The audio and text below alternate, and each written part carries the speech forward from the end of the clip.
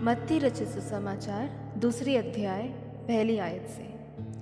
हेरोदेस राजा के दिनों में जब यहूदिया के बेतलहम में यीशु का जन्म हुआ तो देखो, पूर्व से कहीं ज्योतिषी यरूशलेम में आकर पूछने लगे कि यहूदियों का राजा जिसका जन्म हुआ है कहाँ है, क्योंकि हमने पूर्व में उसका तारा देखा है और उसको प्रणाम करने आए हैं। यह सुनकर हेरोदेस राजा और उसके साथ सारा यरूशलेम घबरा गया और उसने लोगों के सब महायाजकों और शास्त्रियों को इकट्ठा करके उनसे पूछा कि मसीह का जन्म कहाँ होना चाहिए। उन्होंने उससे कहा, यहूदियों की बेतलहम में, क्योंकि भविष्यवक्ता के द्वारा यूँ लिखा है कि हे बेतलहम जो यहूदा के देश में है, तो किसी रीति से यहूदा के अधिकारियों में सबसे छोटा नहीं, क्योंकि तुझ में से एक अधिपति निकलेगा जो मेरी प्रजा इस्राएल की रखवाली करेगा। तब हेरोदेस ने ज्योतिषियों को चुपके से बुलाकर उनसे पूछा कि तारा ठीक किस समय दिखाई दिया था,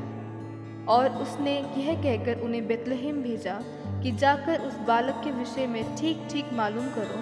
और जब वह मिल जाए तो मुझे समाचार दो ताकि मैं भी आकर उसको प्रणाम करूं। वे राजा की बात सुनकर चले गए, और देखो, जो तारा उन्होंने पूर्व में देखा था वह उनके आगे आगे चला और जहाँ बालक था उस जगह के ऊपर पहुंचकर ठहर गया।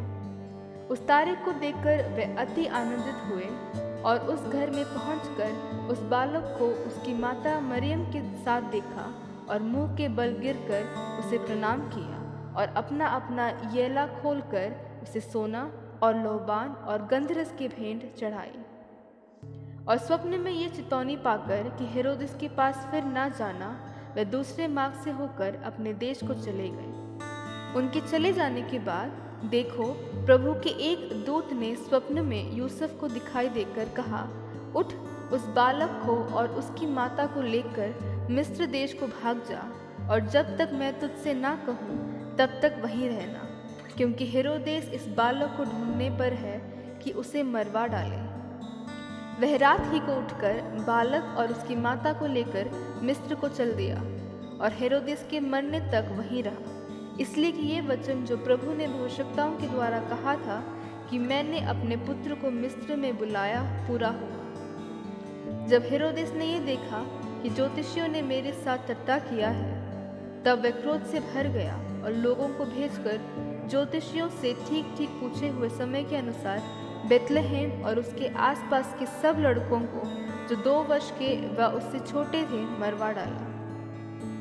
तब जो वचन यिर्मयाह भविष्यवक्ता के द्वारा कहा गया था वह पूरा हुआ कि रामा में एक करुण नाद सुनाई दिया,